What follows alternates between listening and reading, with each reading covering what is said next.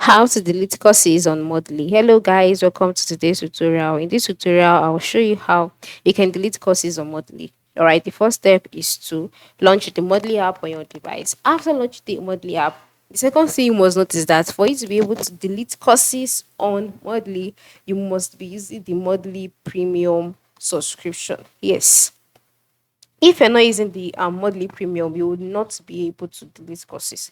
All right, so once you've upgraded your account to the monthly premium, move to the top left corner of the screen here and then click on the settings icon or your profile icon. After clicking on the icon, you'll be brought to the settings page. On this page, you would see all of the languages you have, and then by the time you scroll down, if you are using the premium account, you'll see the option about here, just like as I can see mine here.